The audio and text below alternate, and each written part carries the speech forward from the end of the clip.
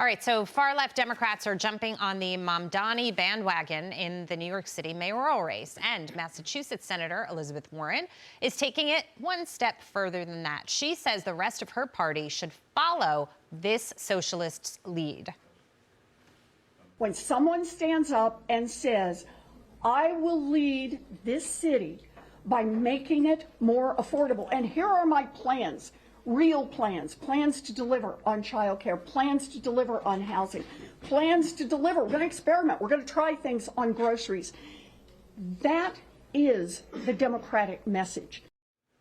Those policies that she wants Democrats to experiment with across the country, well, city-run grocery stores, rent freezes, and a basket of socialist freebies, that's the new playbook in a party that is desperate for momentum. So, Caroline, we talked about this a little bit last hour, but I want to get your take, because basically Zohran is seizing on an affordability crisis. The plan that she talks about, he has outlined a plan. It's not a plan that will actually fix that crisis. As a matter of fact, it'll make things worse. It'll make things worse for the people who have hope that he's going to fix it. It's going to make things worse for the people who are hardworking in this city and trying to make a living and think their life is kind of okay right now. Well, he's going to make it worse. And ultimately, it's an experiment that's going to fail. So Elizabeth Warren saying that he should be the model for the rest of the Democrats. I know they're desperate. I know they have no playbook right now, no strategy, but is that it? Absolutely not. I'm not surprised that Elizabeth Warren has endorsed Mamdani so readily, because she shares the same economic illiteracy with him. And these Democrats are always making the boogeyman these grocery stores, which I always find so funny because they're barely profitable as it is. How can you be accused of price gouging when your margins are a measly 3% as a maximum? So that falls flat on its face.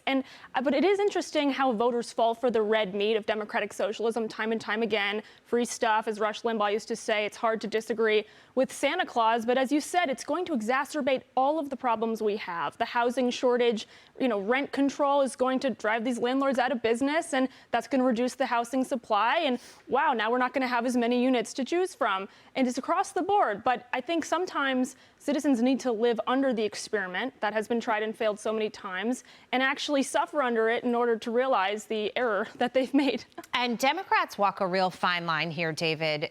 In the past, they put the socialist policies forward, but they're really careful about how they refer to them. And when some in the party would cross the line and call it socialism, others would slap their wrist and say, don't you do that. It scares people. But now, in just a few short years, all of a sudden, it's been, sort of deemed okay to walk around and say, I'm a socialist, which really means I'm a communist, and it's fine. Well, it has, particularly, and we talked in the first hour about young people, and because they haven't been told about it. They don't know the lessons of history about socialism, but a lot of the people who own businesses in New York City certainly do know the history, and some of them own grocery. I'm just thinking of John Katsimatidis, for example. He owns a very successful grocery store chain in New York. You think he's just going to sit around and allow this stuff to happen without actually taking some action, selling off some of what he has, diminishing the population of grocery stores, which means either shortages or higher prices or both?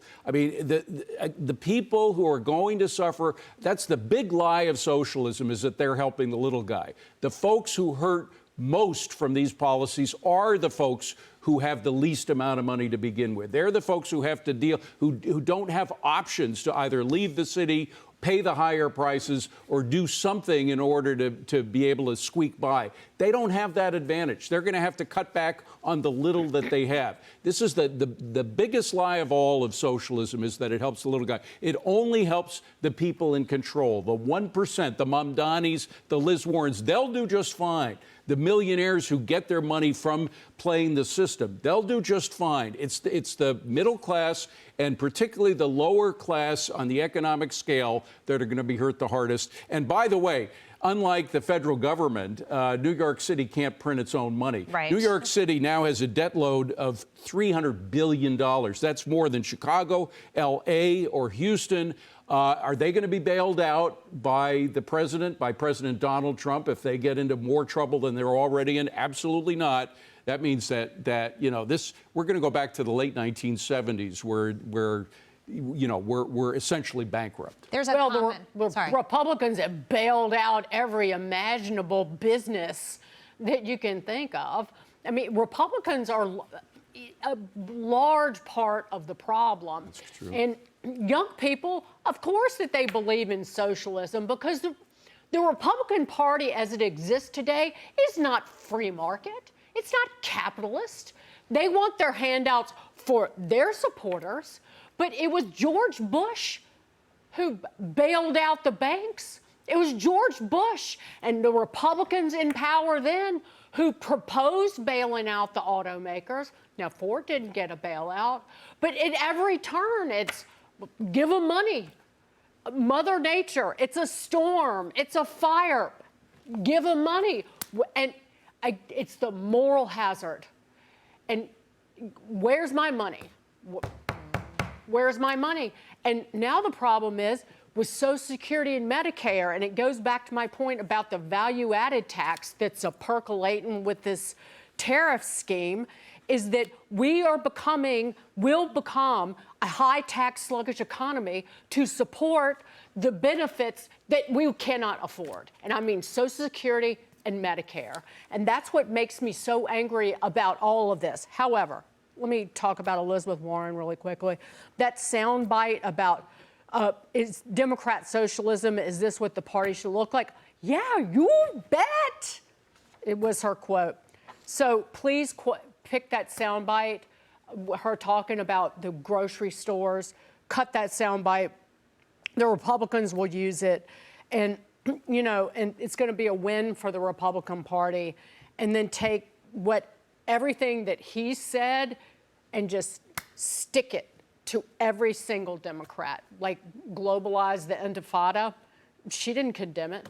Yeah, you guys are both touching on a lot of lying. She's lied a ton. He's lied a ton. And this is actually the soundbite I had referenced in the previous hour.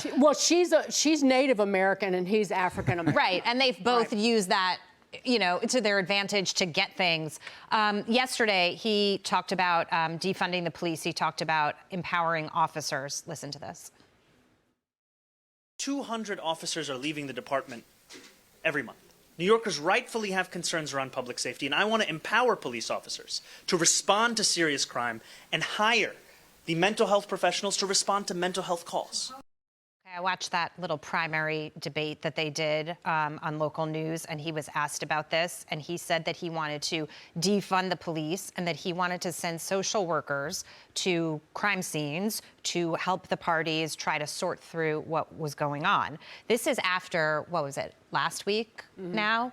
That heinous shooting in Midtown Manhattan where people were left dead. And so he's saying, no, I want to empower police officers. He is lying, Lou. Yeah, it's misleading, it's manipulation, and it's trying to gain power at all costs. And I think that's the scariest part here. Elizabeth Warren is saying we're going to resort to socialist experiments that we know will fail because that might drive Mamdani into office in the biggest city in the nation. What's scary here for me, and look, even me, the forever optimist, can't avoid the doom and gloom here. Mamdani is an absolute financial disaster, not just a political one for New York City. We're already struggling with the highest average tax rates here, around 15% state and city. And you're looking at a debt burden that can't be financed. Don't think, and you talked about it, why go after food? Well, food is how you control the people, right? If you control the food source, you can control the people. It gets worse for the lower income if you bring these people on into power. And here's the reason why. The people that have the money are going to leave and flee. We see this. This is another experiment we've seen in other high tax jurisdictions. Maryland experimented with a millionaire's tax. People flee and leave, and it just compounds the problem. I think, to Dagan's point, this is an opportunity that Republicans are absolutely missing. The Democrats know marketing. They know social media very well. They're out in front of this. Even if it's lies, their messaging is getting heard. I agree with and you. accepted. Absolutely. There is no defense on the field right now. What are the Republicans doing? What are the free market capitalists doing to combat this misinformation that is so easily dispelled? But again, we can't do it here. Someone's got to step up and lead that charge. like they're doing on the I Democratic don't know side. if you were here that day, but that report that Kelly Saberi did showing us the empty shelves Yeah. of the grocery store and the woman outside saying that she can't get food to feed her family, that was real. That's the messaging that you have to grab onto to show people who are ignorant or don't want to hear about the consequences of this, that is what it's going to look like. Yeah, but Caroline said at the beginning of this segment, we're going to have to live and suffer some of those consequences of not understanding what the repercussions. But of it's so socialist unfair policy. because you talked about the older people who will have to sort of learn too. Most of the older people kind of get it because they know their history and they've seen what could potentially happen. They will just suffer as a consequence of it. If I might add something about the law enforcement component and how he's definitely going to disempower law enforcement with the tragedy on Park Avenue, I think we have to live under things like that for people to realize that, oh, this is what could happen, is we could not have deployment of the NYPD. I mean, that was an amazing response. But what happens when the strategic response group, which he wants to get rid of, is nowhere to be found? Doesn't exist anymore. Doesn't exist. They'll So send that was the social unit. workers and healthcare providers in to deal with the To negotiate with a assassin. madman. Yeah. Yes, and it doesn't work, and it's terrifying, but I think sometimes we have to live under that. And Okay. under the food, the way you get rid of for-profit grocery stores is the left, like Mamdani, believe in, they call it criminalizing poverty, which is actually you allow shoplifting. Right. Yeah. Because you don't arrest shoplifters because that's criminalizing poverty because everyone who steals or shoplifts They have a good reason is for it. doing it, Yeah. they're just shoplifting food. So you put the for-profit grocery stores out of business. And so Right. all you're left with is ones that are run by the city. Yeah, you're going to crowd out the mom and pops, and a lot of them are actually run by minorities, by legal immigrants. So to the Gen Z Well, voters. we saw that here in New York City during the pandemic and post the pandemic when people walk into Duane Reade and they clean the shelves out. Now everything is locked and you can't literally grab one item without getting somebody, but there's no employees in there. It takes an hour for somebody to come over. And so that's why so many of these pharmacies, they're closing up and moving out of areas like that. Then people can't get the drugs they need. And you know who got richer off of all of it? Bezos. Jeff Bezos did. Right, 'cause they so Everyone the to rich Amazon. got richer thanks to the left.